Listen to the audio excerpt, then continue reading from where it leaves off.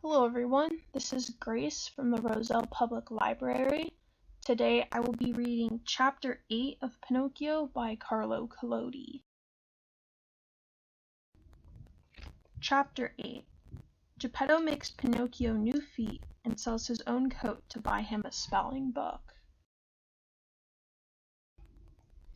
No sooner had the puppet appeased his hunger than he began to cry and to grumble because he wanted a pair of new feet. But Geppetto, to punish him for his naughtiness, allowed him to cry and to despair for half the day. He then said to him, "Why should I make you new feet? To enable you, perhaps, to escape from home again?" "I promise you," said the puppet, sobbing, "that for the future I will be good." "All boys," replied Geppetto, "when they are bent upon obtaining something, say the same thing." "I promise you that I will go to school and that I will study and earn a good character." "All boys, when they are bent on obtaining something, repeat the same story." "But I am not like other boys. I am better than all of them, and I always speak the truth. I promise you, Papa, that I will learn a trade, and that I will be the consolation and the staff of your old age." Geppetto, although he put on a severe face, had his eyes full of tears and his heart big with sorrow at seeing his poor Pinocchio in such a pitiable state. He did not say another word, but taking his tools and two small pieces of well-seasoned wood, he set to work with great diligence. In less than an hour the feet were finished. Two little feet, swift, well-knit, and nervous. They might have been modelled by an artist or genius.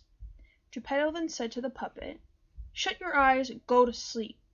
So Pinocchio shut his eyes and pretended to be asleep.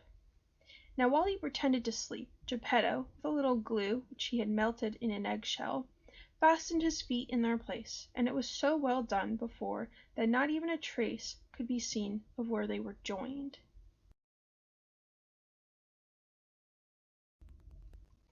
No sooner had the puppet discovered that he had feet than he jumped down from the table on which he was lying, and began to spring and to cut 1,000 capers about the room, as if he had gone mad with the greatness of his delight.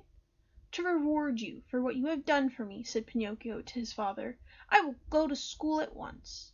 "Good boy! But to go to school I must have some clothes."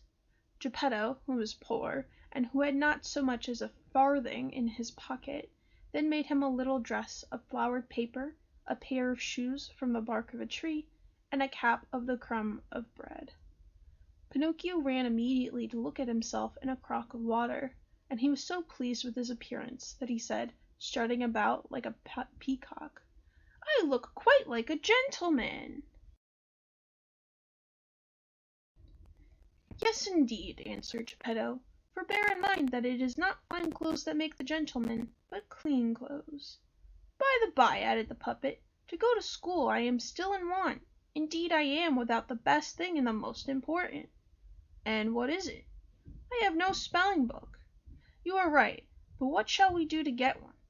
"It is quite easy. We have only to go to the bookseller's and buy it." "And the money?" "I have none." "No more have I," added the good old man very sadly. And Pinocchio, although he was a very merry boy, became sad also, because poverty, when it is real poverty, is understood by everybody, even by boys. "Oh, patience!" exclaimed Geppetto, all at once rising to his feet. Putting on his old fustian coat, all patched and darned, he ran out of the house. He returned shortly, holding in his hand a spelling book for Pinocchio, but the old coat was gone. The poor man was in his shirt sleeves, and out of doors it was snowing. "And the coat, Papa?" "I have sold it." "Why did you sell it?" "Because I found it too hot." Pinocchio understood this answer in an instant. Unable to restrain the impulse of his good heart, he sprang up, and throwing his arms round Geppetto's neck, he kissed him again and again.